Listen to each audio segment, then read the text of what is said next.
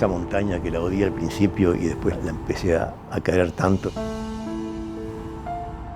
Donde quedaron mis amigos muertos que no los pude llorar en aquel momento. Hace medio siglo, en esta cordillera de los Andes, en la frontera entre Argentina y Chile, ocurrió una tragedia aérea que captó la atención del mundo entero. Hoy, estas montañas son un destino para quienes siguen de cerca esa historia. Por aquí bajó el avión. El lugar de impacto está ahí arriba. Y para algunos de los que vivieron para contarlo. Es increíble, ¿no? Que todo esto esté acá 50 años después. Un vuelo que en octubre de 1972 partió de Uruguay con 45 personas a bordo hacia Santiago, se estrelló allí. Varios murieron en el impacto, otros murieron de hambre, frío o enfermedades. Y después de 72 días perdidos en la inmensidad de los Andes, solo 16 sobrevivieron. Nos íbamos debilitando rápidamente, ¿no? A 50 años del milagro, esta es la historia de uno de ellos, Eduardo Strauch. Los que subimos a aquel vuelo ese 12 de octubre no sabíamos a dónde llegaríamos.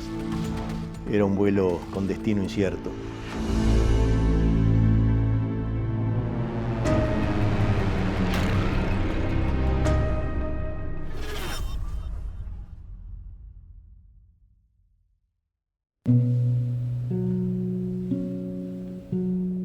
Estamos en el punto de impacto del Fairchild, el avión de los sobrevivientes de los Andes. Febrero del 2005, de acuerdo perfectamente, yo estaba en el estudio de arquitectura trabajando y recibo una llamada de un chico mexicano. Mi teoría es que el avión pegó en este collado, aquí. Y me empieza a contar lo que había pasado. Estaba más emocionado de haber llegado al lugar del accidente del avión uruguayo. Subió hasta casi la cima, mejor dicho, 4.000, cerca de 5.000 metros. Yo siempre he sido un gran fan de la historia y me tomé unos días para visitar la cruz, el Valle de las Lágrimas. Parece ser parte del fuselaje.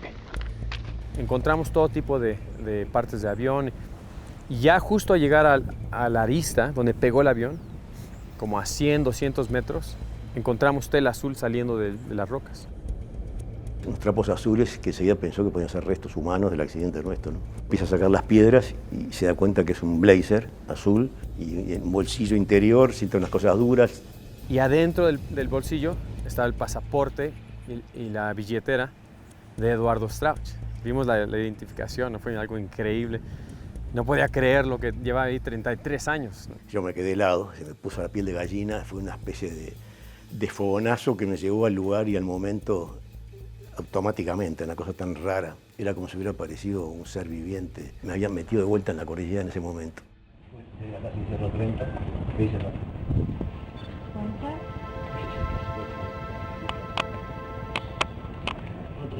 Cerro 30. Y bueno, una terrible emoción también. Fue de vuelta con contacto con un ser vivo.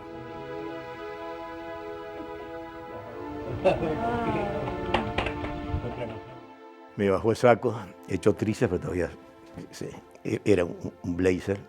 Me lo probé, me quedaba bastante bien todavía. Sí, ese hecho fue un punto de inflexión, ¿no? en toda la historia después del acontecimiento de los Andes. Me acercó mucho a ese lugar de vuelta, me hizo reflexionar muchísimo sobre mí mismo y tratar de encontrar el camino, la vía mejor para ser feliz. Empezamos a sentir la necesidad de volver todos.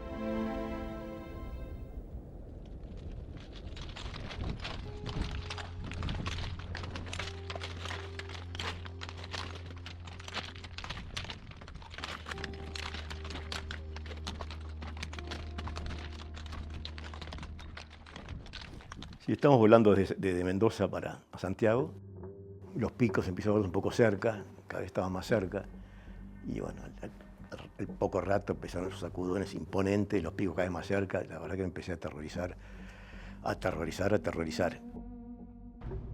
Y de repente el ruidaje, el sonido de los motores, agudos al máximo, y de repente un impacto, aire helado que entra, olor a querosén. Y dijimos, ya nos dimos el impacto, se acaba en cualquier momento mi vida y la de todos. Estaba así y seguía el movimiento. ¿Y acá qué pasa? Unos segundos después, el avión para. Cuando empecé a abrir los ojos y empecé a ver el panorama alrededor, me di cuenta que sí, que nos habíamos hecho pelota en la cordillera, ¿no? Llegó a parar en esta zona. Para entender cómo fue posible, uno tiene que imaginarse esto acolchonado con mucha nieve. O sea, eso les ayudó mucho. Este canal también es un canal natural de avalanchas. Entonces ya tenía un como tobogán que permitió que el fuselaje se deslizara sin darse vueltas, ¿no? Y aquí este cambio de pendiente no estuvo tan dramático, pero aquí fue donde paró por el cambio de pendiente. Y también chocó con nieve. No era hielo, no eran rocas. Y a medida que se iba oscureciendo y cada vez hacía más frío, a sacar los cuerpos de los que estaban muertos, a hacer un poco de espacio en el poco fuselaje que nos quedaba y pasar la primera noche ahí. Yo no encontré en ningún momento un lugar para acurrucarme y descansar y ordenar las ideas. Fue una noche eterna y espantosa, totalmente un horror. Pero por lo menos siempre tenemos la esperanza, bueno, mañana nos van a rescatar. Y nunca nos imaginamos, por cierto, íbamos a estar 72 noches.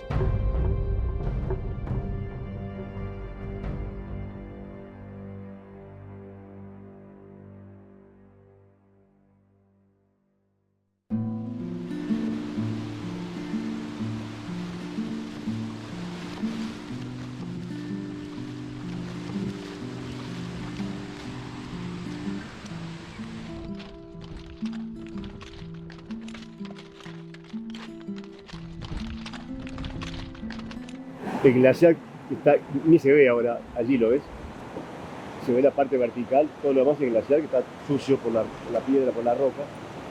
Y cuando estábamos nosotros en 72 seguramente estaría 50 o 60 metros más alto. Se ha ido derritiendo y bajando. Bárbaro, muy bien. Ya estamos llegando, falta poco, ¿eh?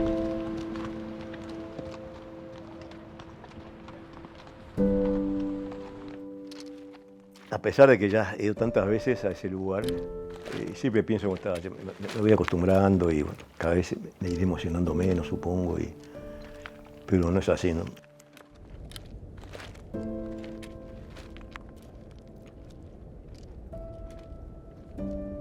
Una terrible emoción, no puedo contener las lágrimas.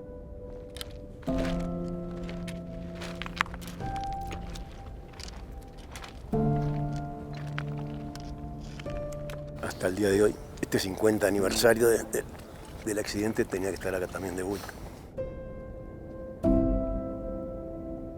Otra de las cosas importantísimas que aprendimos es la importancia del amor, ¿no? Que fue lo que nos salvó, fue el amor a nuestras familias, el amor a la vida, llegar a casa y abrazar a los seres queridos, quedando atrás todo lo superfluo de esta vida, como nuestra mente tuvo ese poder brutal, nuestro físico, lo material se adaptó a toda esa situación horrible, espantosa, desesperante, dura, que de otra manera no lo hubiéramos soportado.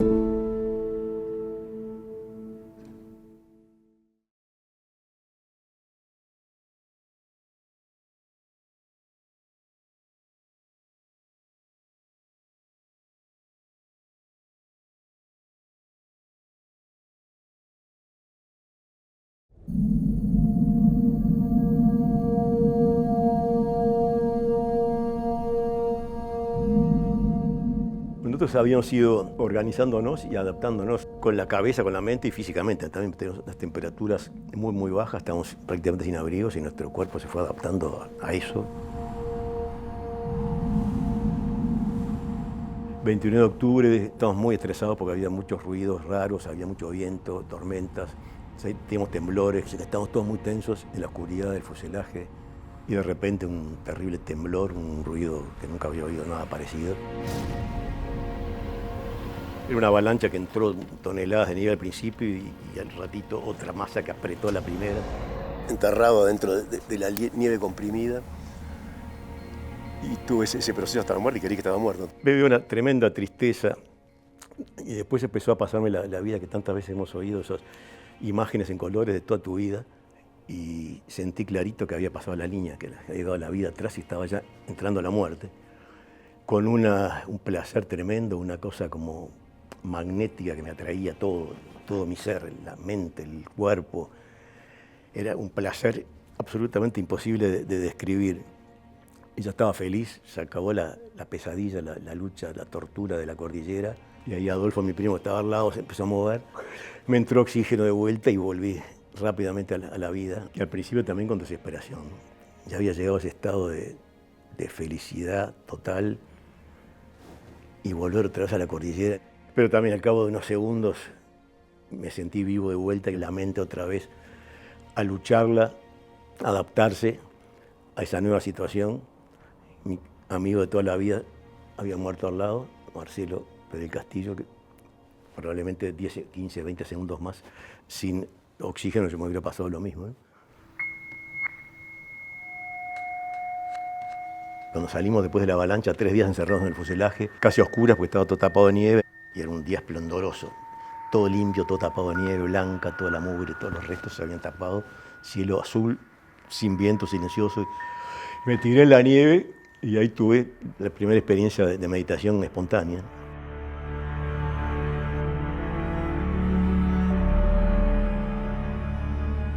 Y entonces sentía que mi mente se expandía, me quedaba totalmente quieta la mente, yo la llevaba para donde quería. Nunca me sentí tan fundido con el universo, con la montaña, con el espacio, con el cielo, con el sol, con todo.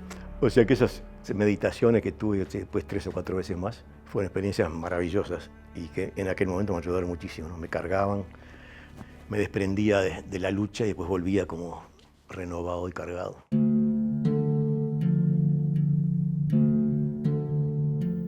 Y los 3 primos Strauch éramos de la misma edad, nos conocíamos mucho, empezamos un poco a tomar ese lugar de liderazgo, ¿no? A manejar un poco las situaciones, a tomar las decisiones que nos parecían mejores. Nosotros que veníamos de la civilización y de un día para otro nos encontramos en la nada y empezamos a transformarnos en otra cosa, en otra sociedad, con otros códigos. Y fuimos llevando esa sociedad de la nieve, por supuesto con la colaboración de todos, ¿no? Cada uno en el puesto que le había tocado. Nadie le dijo a ninguno, bueno, tú haces esto, tú haces lo otro. Cuando estoy acá, como ahora, me empieza a venir todo ese tipo de recuerdos y me gratifica, me da satisfacción haberlo hecho, ¿no? Es increíble, ¿no? Que todo esto esté acá 50 años después. Es asombroso. Elementos físicos, materiales, no teníamos prácticamente nada. Teníamos un fuselaje destruido que entraba frío por todos lados, que tuvimos que taponearlo con valijas y bueno, más o menos ahí pudimos empezar a conservar un poco el calor, la mente cómo fue, poniéndose al máximo acelerada, creando cosas continuamente que era imprescindible. Primero la manta, enorme manta que hicimos con todos los forros de los asientos, los cosimos con cables de cobre que había por todos lados. Nos dimos cuenta que se nos estaban quemando las retinas con el reflejo en la nieve, ninguno tenía experiencia de nieve. Entonces estaban los 2 parasoles de la cabina del avión, los sacamos, los partimos en pedacitos, con una carpeta de planos de navegación de plástico de los pilotos, hicimos unos armazones de lentes. La desesperación por hacer agua, unas chapas de aluminio de los asientos también las arrancamos, hicimos una especie de embudos, poníamos la nieve, con el sol se reflejaba el aluminio, calentaba un poco más y gota a gota iba cayendo. El glaciar tenía mucho más hielo y nieve. El cambio por el calentamiento global es dramático. Para empezar, todo era blanco, completamente cubierto de nieve. Desde un punto de vista arqueológico, histórico, nos permite ver cosas que han estado enterradas por décadas. Y ahora que se está derritiendo, todos están surgiendo, están brotando. Entonces vemos chapas del avión, vemos alambre, vemos ropa. Esa montaña blanca, llena de nieve, que nos salvó en definitiva la nieve. Y me da un poco de pena verla tan desposeída de nieve, tan como quejándose, ¿no? de ese deshielo, que la están dejando desnuda, árida. Eso realmente es una pena.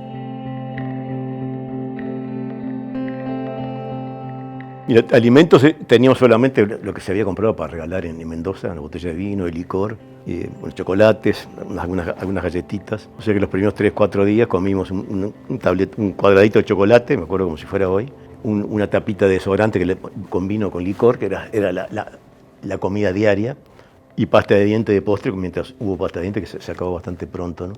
Que todavía lo que son las neuronas, todavía muchas veces cuando me estoy lavando los dientes me acuerdo, ¡pac!, me conecto con aquellos momentos, el placer que era meterse pedacitos de pasta de diente, dejarlo en la boca hasta que se derritiera solo, bueno.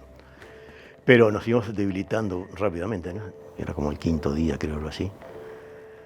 Y me comenta lo que ya en la cabeza mía y la de otros empezaba a rondarnos, ¿no? Estamos quedando muy débiles, tenemos que buscar algo para proteínas urgentes, porque si no, las quedamos todas. 2 o 3 días más no vamos a poder ni levantarnos, ni pensar, ni nada. Empezamos a cambiar ideas, a exponer estos argumentos. No vamos a morir todos si no comemos de la carne de los muertos. Bueno, siempre algunos decían, esto es imposible, no lo vamos a hacer. Y al final, cuando surgió la idea de que nos íbamos a ofrecer unos a otros como alimento, se terminaron de convencer todos, ¿no? Porque nadie sabía quién iba a alimentar al otro. Qué más lindo que ser alimento de un amigo y no quedar tirado en la montaña y que te coman los cóndores. Y empezó esa etapa, ¿no?, de vivir de esa manera, que era impensable, era impensable 2 días antes, digamos, 3 días antes. No tuve ningún problema en ese momento ni después, jamás tuve ningún cargo de conciencia hasta el día de hoy, absolutamente, pero había algo en la mente, obviamente, en el físico que nos rechazaba, ¿no? Entonces al principio los pedacitos chiquitos que poníamos al sol para que se secaran, prácticamente no te das cuenta ni lo que estabas comiendo, el cuerpo lo rechazaba. Al poquísimo tiempo ya uno estaba acostumbrado, cada una semana, 10 días, era como estar comiendo cualquier cosa, ¿no?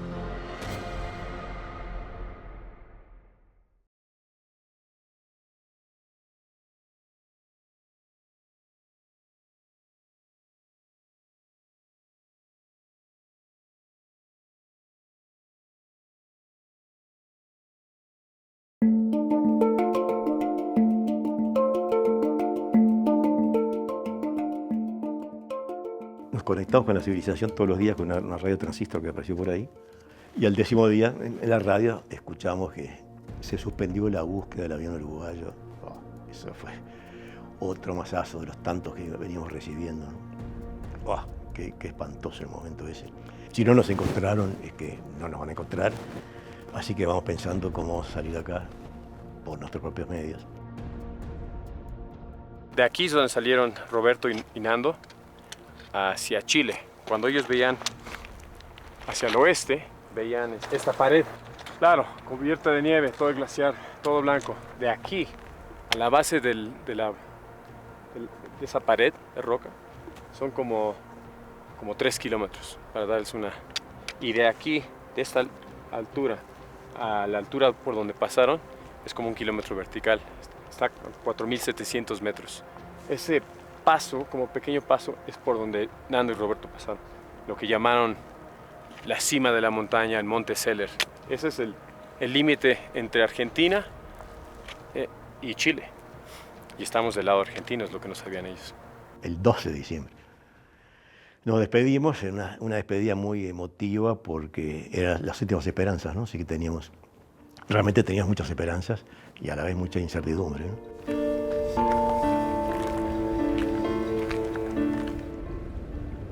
Miramos esa mole y miramos el equipo, miramos las caras de los expedicionarios que eran los mejores, flacos, chupados, quemados por el sol, pero bueno, había que tener esperanzas y tuvimos esperanzas.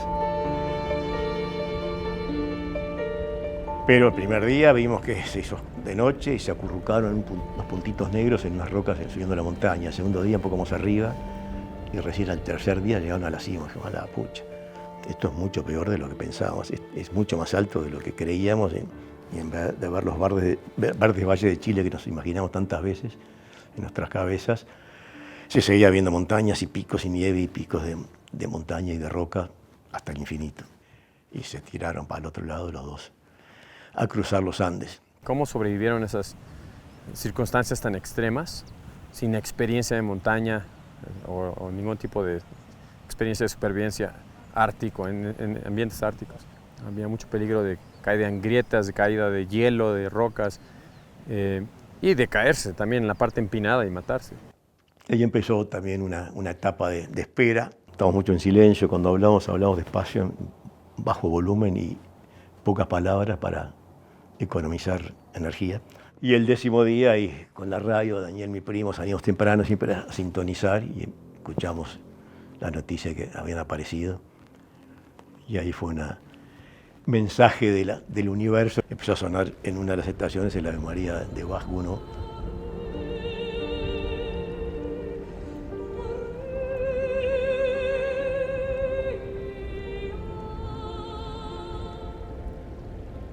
Imaginamos todo el tiempo los sonidos del helicóptero y muchas veces el viento o algún ruido extra. Nos parecía, helicóptero, no son helicópteros.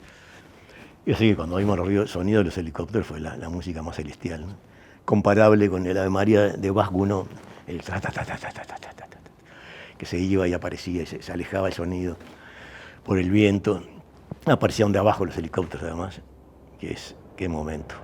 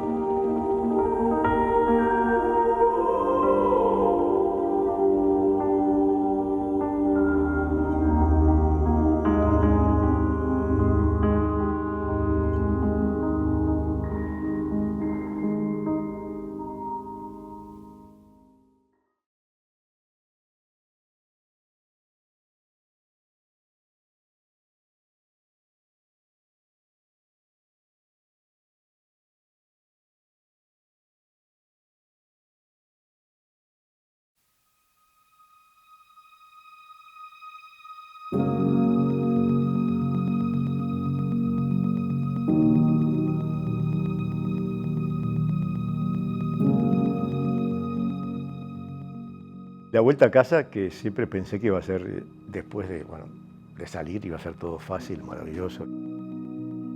Pero fue bastante difícil volver a adaptarme acá, ¿no? a la tierra. Había quedado totalmente desconectado de esta sociedad, había descubierto una cantidad de cosas, había descubierto la poca importancia que tenía otra cantidad de cosas que antes le daba importancia. Me comentan. Pero respecto a mi vida y demás fue todo un proceso. Cada vez fui disfrutando más intensamente la vida, ¿no? Cuando me conectaba con la cordillera y me acordaba lo que es la muerte que te ronda todos los días y estar vivo cada día, cada momento, es una cosa que la disfruto todos los días.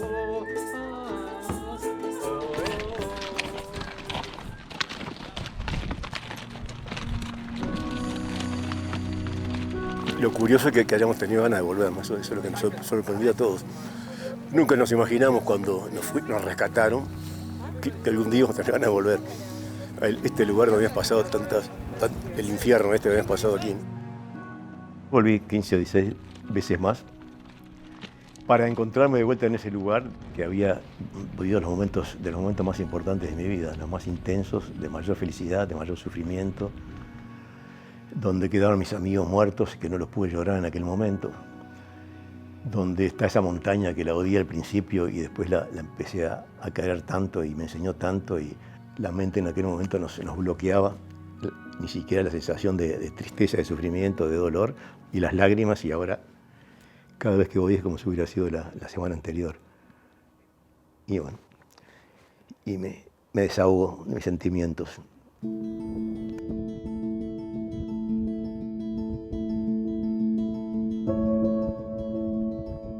Y la gente cuando viene acá además se conecta con sus historias, yo estoy seguro, la mayoría, con sus cordilleras. Llegan a este lugar, la inmensidad de la montaña, el silencio, con toda esta historia que se vivió acá, con toda esta energía que queda.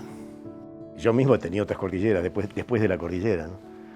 Sin dudas, algunas las podés comparar y otras no, pero cada uno en la vida tiene sus problemas serios que tiene que resolver y sus sufrimientos, sin duda, ¿no? Siempre sacas algo positivo de esos momentos de dolor y que te parece que estás en la oscuridad total y que nunca más te vas a reponer, y sin embargo después pasa y tomas algo que te sirvió y que va a ser mejor tu vida con esa experiencia, ¿no? A pesar de todo.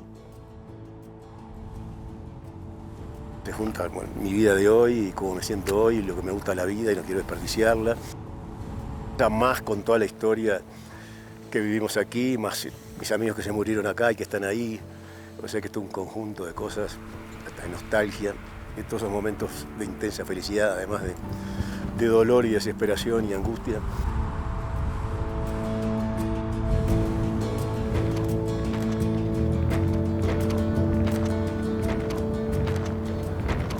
Los que subimos a aquel vuelo ese 12 de octubre no sabíamos a dónde llegaríamos. Era un vuelo con destino incierto y todos hemos llegado a distintos destinos.